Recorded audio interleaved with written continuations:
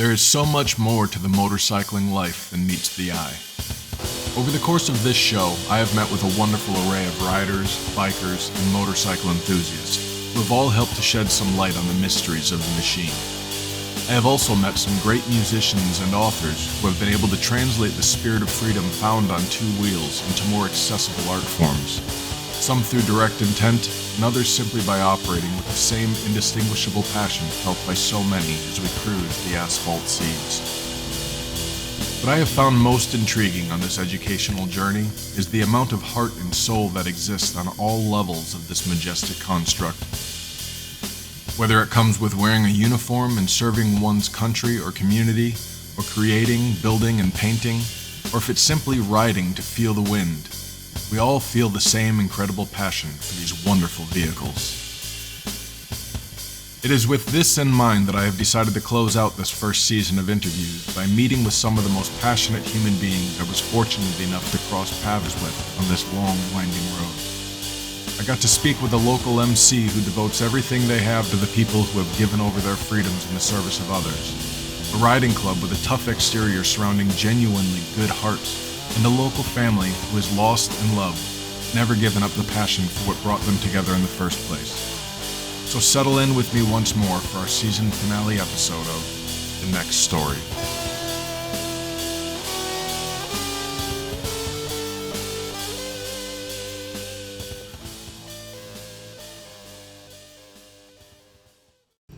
Hello, and thank you for tuning in to The Next Story. I'm your host, Justin DeMilan, and I'm here today with the Patriot Brothers MC. How you guys all doing? Good. Thank you very much for having me. We are here at Goodfellas. If you guys mind introducing yourselves? I'm Crazy Eddie, Patriot Brother. This is Cyborg. This is Wolf. This is Elmo, and this is Bob. Excellent. And you, sir? Hammer. Hammer. Excellent. So tell me a little bit about the Patriot Brothers MC. What is it that you guys do? What brought you guys together? I think it's our love of our country. I think it's a willingness to support veterans, first responders. Excellent. You guys do charity runs and things of that nature, or what is it that you guys do? Yes, we do charity runs. We support other clubs who are doing similar work. Yeah, anything we could do to give back to again veterans, first responders, and support our community. Nice. How many members are you guys strong? Roughly 20 now. Oh, wow. So we're a fairly new club. Yeah. And so I know we're up here in the Northeast. You guys span states quite a bit, or where are you guys all from? We're based in Orange and Sullivan County, New York. Okay. But we span into New Jersey, northern New Jersey, and Pennsylvania. 8 years you guys have been together. You got about 20 members. Have you guys? What is it that brought you guys in? Like you particularly. What is it that brought you into the club? Well, you know, from the start, having a friend in the club who told me about it and what the mission was and what it was going to be, doing, for us in our immediate community. We take care of a veteran memorial park known as the Purple Heart Park near us, and again, we support veterans. So I wanted to be part of that. I didn't get to serve my country.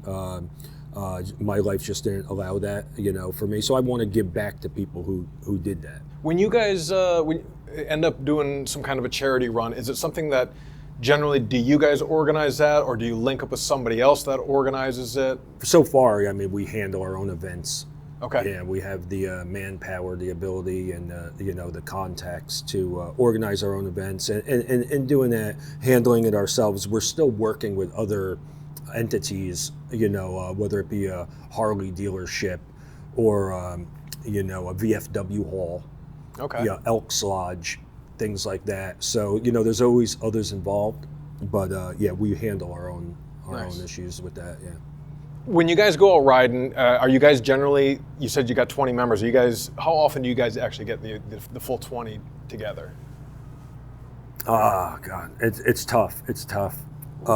Yesterday we had a mandatory ride. We have 2 mandatory rides each year, one in the spring, one in the fall. And we had 8 guys, do the mandatory ride. It was a good ride. Still, missing lots of people, this and that. But yeah, with the working and the family, one thing about this club is we kind of know that family, work, things of that nature come first. You can't put a club, and again, in the biking world, some people do put a club absolutely first. Okay. And I think that's a certain way of life that, I think guys like us, we're probably not cut out for.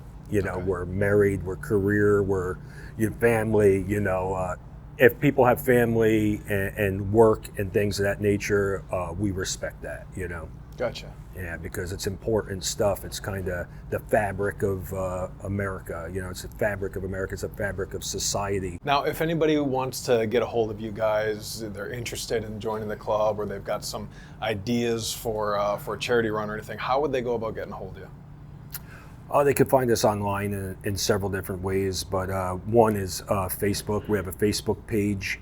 What's the name of the Facebook page? It's just Patriot Brothers. Patriot Brothers on Facebook, and patriotbrothers.com was an email link to Facebook, I believe. And we can be found. A quick Google search, Yeah, and we're open to new members always, and we have a very small window of requirement, and that's essentially love your country, be a decent person, Of course, we love to have veterans and first responders and things of that nature because these are the type of people who love their country, and they're proving it each day by what they do. And maybe have a motorcycle. That'll help, right? Yeah, it would be a benefit if you have a motorcycle. Prospecting phase, he's not going to be having to scramble through trash and old oranges and all kinds of hazing like that. No, I would think prospecting is probably a pretty straightforward thing. It's a pretty easy thing. Come hang out with us. We get to know you. We realize you're not a bad guy, and you're an upstanding person and a decent person and got your head on straight. And you're not the type of person who's bringing the world down. Instead, you're helping to build it up, Excellent. As somebody who did not serve my country in the armed forces, I want to serve people who are. I want to serve people who are, and I want to serve people who have, and I want to be part of that. It's good stuff. Fantastic. All right, excellent. Well, thank you guys very much for taking the time to speak with me. And it's our pleasure. I wish you guys the best in everything. So yeah, thank you very much. It was good to meet everybody. Appreciate you, man. Thank you. Absolutely. Thank you very much. Thank you. You got it. Thank you.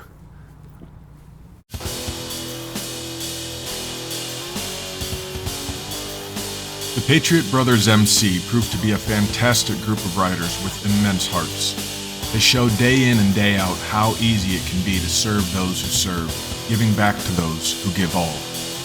These men have dedicated themselves to a higher calling and brought their love for motorcycles onto an even par with their passion for helping others. A mean reputation is something that has followed the motorcycle community for decades, particularly when clubs are concerned. While a darker side quite decidedly does exist, society has bestowed a great deal of judgment on all those who ride two wheels and don leather vests. I met with another group of bikers who have found themselves living the lifestyle through and through, and yet doing so with an aim of charity and giving, despite whatever judgments are laid upon them. I returned to the Motorcyclopedia Museum in Newburgh, New York to meet with the Goodfellas RC. This is their story.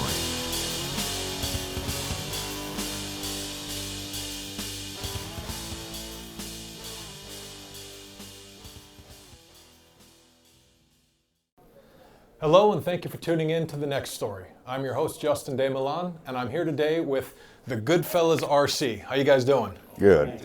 You guys want to go ahead and introduce yourself to our audience? I'm Davey, Sergeant of Arms, Goodfellas. Casey, Vice President, Goodfellas. Hank, President, Goodfellas. Tad, Treasurer, Goodfellas. Sasquatch, Road King, Goodfellas. Excellent. And where are you guys based out of? Albany. Albany, New York, capital of New York. Yep. Fantastic. So we are here today at the Motorcyclopedia down here in Newburgh, New York. When did you guys get started? We've been just over a year now. Cool. How many members? Is this everybody? You guys got more hiding? Right now, this is who we got. Excellent. And everybody's got a place here. This is fantastic. What is it that made you guys decide to start up the Goodfellas? Family. We none of us have actual big families, or have the family closeness that we would like. So we made our own family. We're all brothers. If I need something, he's there. He needs something, he's there. It doesn't matter who needs it. We got it. That is absolutely fantastic. It's one of those things I think a lot of us get into riding motorcycles because of that type of situation, not having that family around. And so what do? We get a single seat in vehicle. Yep. But you can't help it. Human beings, we are social creatures, and we got to find brotherhood somewhere. And this is a beautiful thing. You guys, society didn't set you up with that brotherhood, so you said to hell with it and set up your own. Yeah. I love it. We built our own family. That's great. How did you guys come together? Well, me and Casey are neighbors. Oh, that's easy. Live right across the street from each other. I tried to get Casey to start this up for 4 or 5 years, Nice. and he was actually against club life. I was. But now he's right in it. He's in deep. Well, we're all in deep now. But and I met Jeff just in a parking lot. Oh, wow. Davey I met at a marina, and Tad, me and Casey met on a run. Oh, very cool. And everybody just sort of clicks. Cool. Casey, what was it that had you kind of not wanting to get into club life, and then what turned you around? I think I had a misconception on what it was about. Okay. So I always felt I didn't want to be told where, who, when, where I had to be, when I had to be there, things like that. And it's not like that. I mean, there's times where I just want to jump on my bike and ride, and they're okay with it, Or there's a lot more important things in life right now, and families first. Yeah. Our job, and he had to basically make me see that for me to say, okay, then I'll do it, and I'm so glad I did now. Yeah. I think we didn't understand, or I didn't understand, or maybe Casey didn't understand the dynamics of a riding club. Okay. It's a riding club, and that's what we do is ride. We ride together. Nice. And look out for each other. Now, we probably got a lot of viewers that may not be familiar about what a riding club entails, and just like you had certain preconceived notions of it. Is there anything you can help to clear up for our viewers? Well, it is a club. I mean, we do have certain stipulations that we have to meet. You have to have a motorcycle, obviously. Fair enough. Not that we're expected to do a certain number of miles or anything, but we do expect you to be part of bike life as far as involved with other clubs. We do a lot of charity events and a lot of rides for homeless veterans. We work with the Angel Babies Foundation as far as raising funds for them, and that's more of what we do as an RC, is support other charities and other clubs to keep the whole dynamic of the bike world, because we're RC, then there's MC, then there's 1%, and we're the bottom of the food chain. Don't get us wrong, Okay. but we've earned our respect in this world. It's not something that's just handed to you. So, can you elaborate on that a little bit? Yeah, how you've earned that. Because for people to think it might just be handed, you just throw a patch on and call yourselves a name and go start riding. Well, the last thing you want to do is throw a patch on and just start riding. Right. That's a mistake. Yeah, I mean there are dominant clubs. We'll just say there's dominant clubs that give you your permission to ride with a patch. Okay. They're not the patch police. They're not. You can put a patch on and see what happens. I wouldn't suggest it. So it's more a sign of respect to those other clubs. We have to show the respect of the hierarchy as it comes down to the food chain. Okay. You got something? Well, I was just going to say, and out of respecting them, in return, they give you respect as well. Now, you guys actively ride all year. We take a break for the winter. I know it's further north than we are here, so I can imagine. There's a difference between enthusiast and biker. Okay. When you're a biker, your bike is your Your main mode of transportation. That's what you want to get around on. Now, when you guys ride with other clubs, is there? I know, like you're talking about hierarchy. Is there a place where you guys ride depending on who's leading? Their club will be first. Okay. And then if, let's just say, the 1%ers would most likely be up front. Okay. But after the original club who's holding the event is up front, pretty much you fall in wherever you are comfortable riding. So if you have other RCs there the same day as you guys might just kind of blend in together in the back? We'd stay, each club stays as a group. Okay. And then you'll also have your individuals that are riding. The more dominant clubs are normally up front. And they'll also have people in the back because they want to protect the pack. Oh, wow. Okay. So you really do get that family, you're fully encompassed in. Yeah, and you're protected. You got guys in the back, guys stopping traffic for you. So if the people watching this see a big pack of people, see bikes blocking roads, it ain't because we're out just trying to cause problems. We're out raising funds. Yeah. And we're not stopping traffic to bother people or like Davey says, inconvenience. And people look and say, oh boy, there's bikers, be scared of this. 99% of the time when you see a pack of bikers coming through and they're blocking roads and they're out doing something for the community. Do you think a lot of that aggravation comes from misconceptions from, we're not going to name them, but TV shows and movies and whatnot? Absolutely. I mean, is there that side of it? Yes, there is that side of the bike. There is the outlaw side. You can't deny that. But 99% of the time, that's not what it is. Okay. I feel people that don't ride just don't understand what we do. How much money we spend at every event so that kid has Christmas. You know, things like that, because we do Toys for Tot ride every year. You know, that's in November. We're out there on our motorcycles in 30-degree weather. I mean, we pay to do what we could do for free. Right. We can ride That's a for great free. point. And we pay to ride. And all that money gets put back into the community. That is an excellent point. And yeah, I think you're right. Yeah, and people do miss that. They don't realize, you got the motorcycle, you got the license, you got that, you can go out and ride. You can even get together as a group and ride, but you're paying money to provide for those charities. That's fantastic. The kids and the elderly that really enjoy watching the crowds go by, it's the middle-aged that don't like it because they're hustle and bustle and they want to get here to there and they don't want to be stopped and bothered but certain rides you'll have actually people for miles lined up on the side of the road watching us. I'm glad you bring up the hustle and bustle because I think that's one of the things that why do we ride motorcycles in the first place? When you're in your car, it's not, people take a pleasure cruise sometimes, but mostly it's getting point A to point B, and you're missing everything along the way. But when you're riding, the whole purpose is to ride. You don't even care if you ever get where you're going half the time, and you're able to actually just take in everything around you. The best ride is when you get lost. Right? Because you're never lost, you're just finding new places. Yeah, there is no getting lost, I'm out on a motorcycle ride, Yeah. You guys are still looking for more members, I'm guessing, Oh, absolutely. Kind of an always thing, right? So if anybody's interested in just getting a hold of you guys, they got more questions. We have a Facebook page, it's, Goodfellas RC New York. Goodfellas RC New York? It'll have... Okay, excellent. He's going to show you the big picture right there. Yeah. I'm the biggest guy. There we are, excellent. There you go. Goodfellas RC New York. Yeah.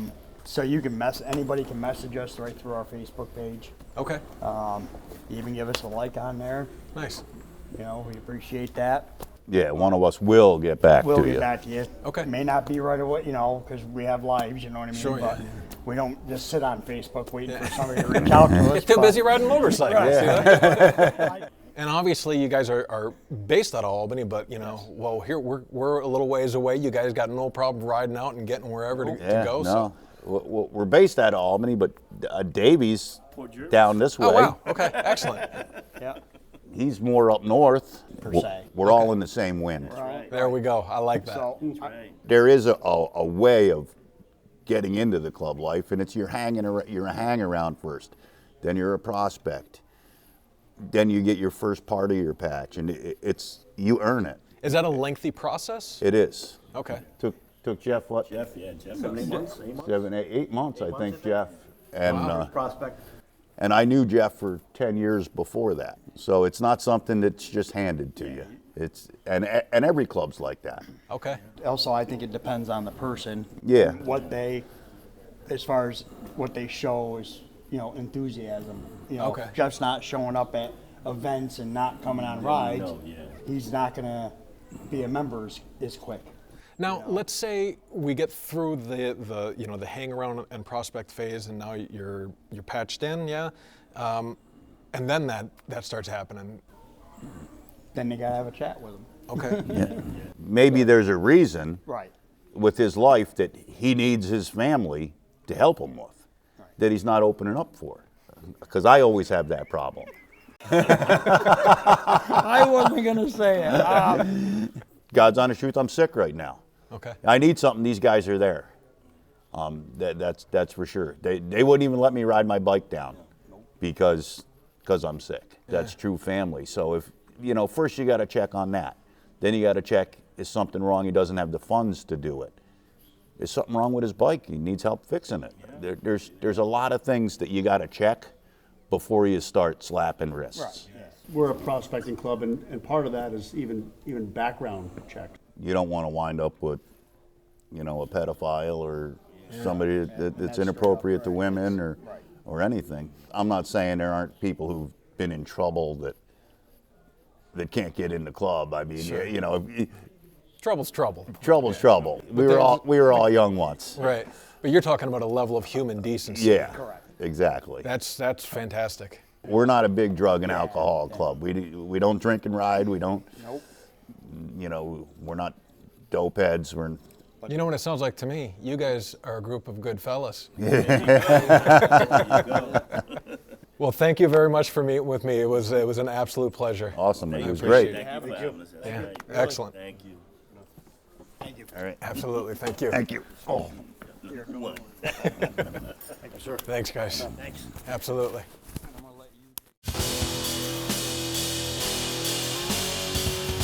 The Goodfellas RC are a prime example of why we should never judge a book by its cover. It's too easy to miss the heart and soul that exists beneath the leather and chrome. In each case, there's a person full of passion for life. Sometimes these people find each other and form bonds of brotherhood. Sometimes they fall in love. Jen Fichthorne is one of those riders who found the love of her life and lost him in a careless tragedy. But it wasn't the end of her story. She found family, and after a time of deep mourning, she found a passion to continue on with her life and to spread a message about paying attention, both to the world around you and to the moment you are in. Join me as we take one more ride on The Next Story. Hello, and thank you for tuning in to The Next Story. I'm your host, Justin De Milan, and I'm here today with Jen Fichthorne, also known as Batgirl. How you doing today? Great, how are you? Excellent. So what are we doing here today? We're interviewing me for Look Twice, Save a Life in memory of my husband. A young man, he was 18 years old, turned left in front of him as he was driving down 209, down the road. How long ago was that? It'll be 5 years this July 27th. Wow. And so you've got quite a bit going on here, Yeah. which is fantastic. So what is it? Do you go to different events and? I do like a lot of local events, biker events, and I just set up a table and just try to spread the word, and hopefully somebody sees something and sees a sign and it brings their attention to open your eyes. And if you see a bike coming, he had a large bike, he had an electric glide, large bike. It wasn't something you couldn't see. Right. And the kid said he didn't see him. So just open your eyes, just look twice. I mean, it's so cliche, but look twice, look 3 times. Right. That split second would have made a world of difference in a lot of people's lives. And after this, it's almost like when you get a new car and you think you're the only one that has that car, and then you see 10 of those cars after you buy it. Sure. After he was killed, I know so many people that have been taken out. He had a business, he was a gutter guy. Yeah. Yeah, I met him at the post office. Yeah. He was my customer. Okay. So right here in Huguenot. Yeah. So he was coming to see me that day. I rode my bike to work, and we were going to take a little tootle to Newburgh. Yeah. Okay. And yeah, I was there waiting for him, and he didn't show up. But now I know why. Yeah. Yeah. But I think if everybody just pays more attention. Yeah. I mean, that's all that it is. We're all out there on the road together. Whether you're on 2 wheels, 3 wheels, 4 wheels, whatever it is, we have to pay attention to each other. The kid that killed my husband, he was only 18 years old. He was inexperienced and not from the area, and all he kept saying was the GPS told me to turn left. So he didn't look to see his surroundings, he turned left. Yeah. So. And I know that's one of the big ones too, is that they always say it's that left turn. They did. Crossing traffic like that. Yeah, it's like the biggest thing is, the turning left. Because I remember talking to somebody about this, and they said, "Oh, what do you get, left turned?" I'm like, "What does that mean?"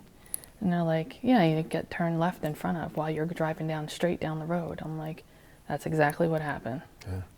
Yeah. I mean, we used to ride to Florida twice a year. It wasn't that we were inexperienced riders. He was definitely not an inexperienced rider. We would leave in March, ride down to Daytona, freezing here. 30 degrees, 29 degrees, I'll never forget. And as we went further down the road, we'd watch the temperature. Oh, it's getting warmer, take off a layer. It's getting warmer, take off another layer, It was great. And then one year when we were coming back, it was getting colder and snow. Oh, no kidding. And more snow. And it was like, I don't know, 4 or 5 inches of snow, and we just couldn't do it anymore. I was freezing, and called my stepson, and I'm like, "Can you please come get us, grab the trailer and just come get us?" He was like my savior. Oh my gosh, I can't even tell you. I was so cold. And yeah, that was a great memory. Yeah, but we used to have great times on the bike. I have so many videos because I would ride bitch. And I would take videos, which I would never ride with anyone else. He was the only one I would put my life in his hands, because I ride my own, used to ride my own. Yeah.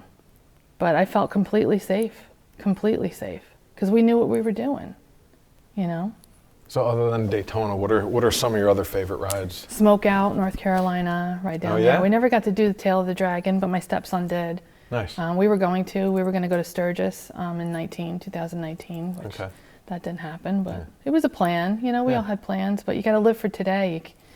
Right. we all have plans for tomorrow, but you got to live for today. Yeah.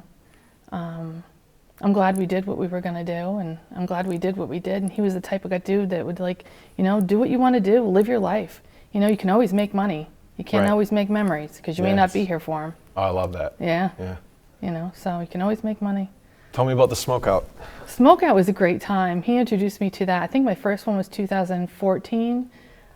It was in a fairgrounds, so it was all enclosed. Burnouts. I mean, the first night I was there, he introduced me to a great culture. Yeah. And we have pictures of our faces completely covered in rubber. Because I was right down in there like, yeah, this is so cool, Smokeout was a great time. We camped out. I just seen a memory pop up on Facebook because it was so hot down there. We're not used to that. We're used to up here, We had a utility trailer. We didn't have a camper or anything. We had a utility trailer, and he makeshift an air conditioner in the door, and we had a generator. Blew the generator up. And but it was a great time. It really was. Music, it was the first time I ever seen the musician Rebel Sun. I don't know if Rebel Sun, he was awesome in concert. It's just a lot of great people you meet, It had to have been around the same time. I seen Rebel Sun in Laughlin. Laughlin River Run must have been, it's 2015, I think, maybe, when I saw them. Okay, I mean, we went there 2015 as well. Yeah. Yeah, and just riding around the fairgrounds, and just it felt, and I think it was the first time I ever got him to ride on the back of his own bike. Yeah. Because I rode him on his bike. Yeah. And he's like, that never happened. I do have one picture, no video, but I have pictures. But Picture's yeah, still proof. Absolutely. But a great time. You know, when you get together with people that enjoy the same things that you do, it's always a great time. Yeah. You know, we just went to an event last weekend. A friend of my husband's, Brian Remley. Okay. He has Brian's Backyard Barbecue. I don't know if you've ever heard of it. Yeah, I saw the ads for it. Just great musicians, and you know, a lot of us are bikers, but don't have to be. I'm just somebody that really love, you know, people that love music, and we just when I have my memorials, because I have a memorial for him every year in September, usually the weekend after Labor Day. Okay. And I hire a band. I get a band to play, and my boyfriend's nephews, neighbors, they're young kids. They're called Gypsy Trip.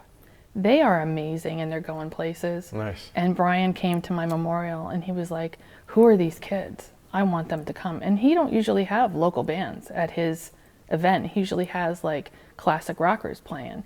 You know, he had like Preacher Stone and 10 Ton Mojo, and he had Derek St. Holmes.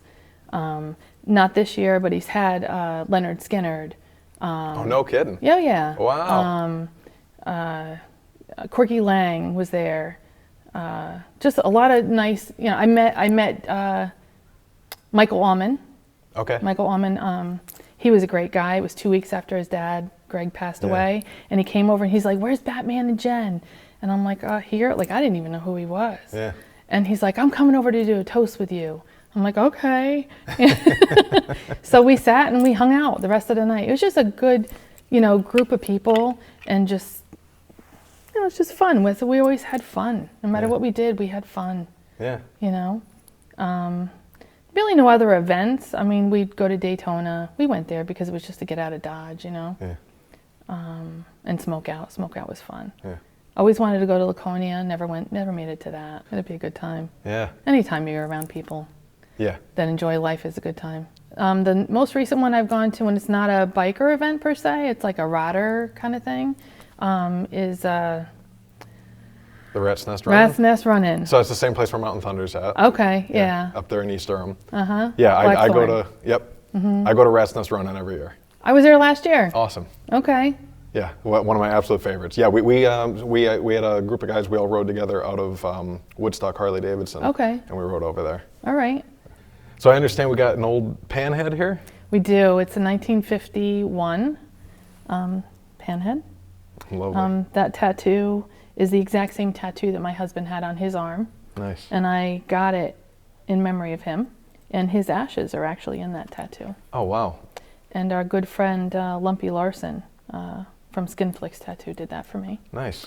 I said, "Can you put his ashes in the tattoo?" And he's like, "Never did that before, but I'll try it." And he's like 70-something years old and old school, and he doesn't have any choice but to be with me for the rest of my life. Yeah, so, there you go. Yeah. Yep, so the panhead, my husband built with his brother-in-law, I think. My stepson knows more about it than I do. Okay. But he was offered a lot of money for that bike, and he's like, "No way. I love that bike. I will run that until it can't be run anymore." Yeah. You know, I think he was offered like $25,000 for that bike. Oh, wow. Yeah. And he's like, "No way. Too much fun." And Excellent. I love it. It's a great bike and a lot of great memories. I don't know that much about it, but okay. I well, love it. There's somebody here that does? Absolutely. Yeah. Well, maybe we'll have to sit down and get some details on that bike. Okay. Sounds like a plan. Well, thank you very much for Hey. talking with me, and we'll take a look at that bike, get some details on it, and then we're gonna take a ride. Yeah. Hell yeah. Awesome. Fantastic. Hell yeah. Great. Great to meet you. Great meeting you too. All right, welcome back. I'm here today with Billy. How you doing? Good, how are you doing? Good, good. Billy, I understand you got a great panhead out there that you got some details on. I sure do, yeah, So luckily. tell me a little bit about the build itself. So in the early 2000s, my uncle built the bike for my dad. He bought the pan as like a basket case. It wasn't a bike. It was in milk crates and, you know, a frame. My uncle put it together up in Rochester, New York. When I was young, it was probably early 2000s, brought it down. That was my dad's only bike. That's what he rode everywhere. He rode it like you would ride a bike like yours, like he rode on every ride, went everywhere with it. I rode on the back of that thing when I was a kid for years, and I even slid off the back of it. If you look at it close, the back seat is slanted. Like I slid off in the middle of an intersection. Oh man! And And my mom, she found that story out like 15 years later. We couldn't tell her. But no, we got the bike. He got the bike in the early 2000s, rode the crap out of it, brought it to shows. When it came down in transport, actually, it was being transported with like a Japanese bike with an engine that was pretty much at the height of the tank on the bike. Okay. The Japanese bike, the strap came loose. It fell and hit the tank on the brand new pan. Like it was all a fresh paint job and everything. It didn't have the flames on it until that happened.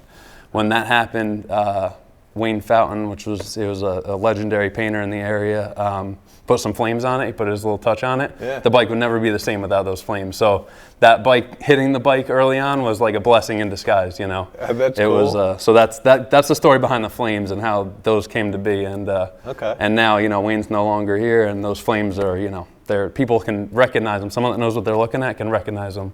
Yeah. So the bike came down, did a bunch of shows with it, won a bunch of, you know, trophies and things because it was a show bike. It was his baby.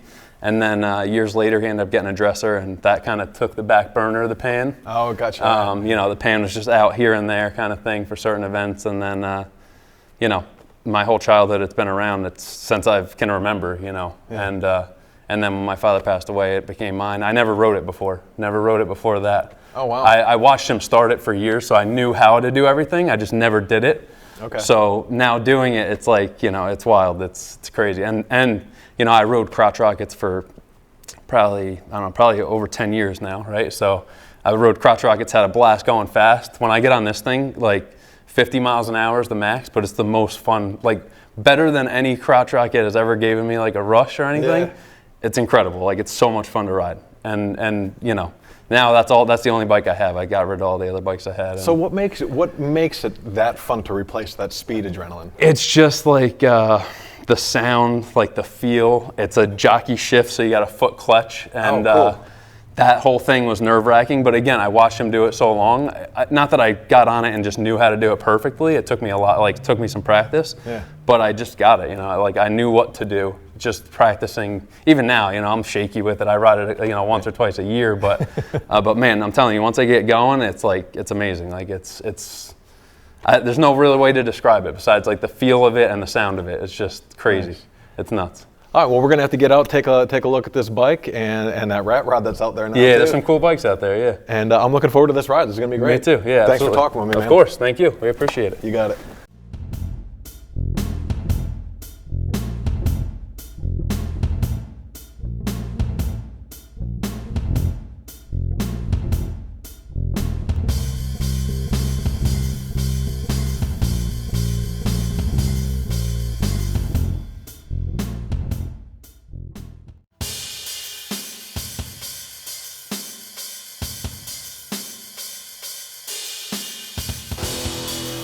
The stories we've heard over these past 8 episodes have been part of an incredible voyage across the beautiful Hudson Valley, winding through the forested roads and climbing across the scenic hills and valleys from the Catskills to the Adirondacks.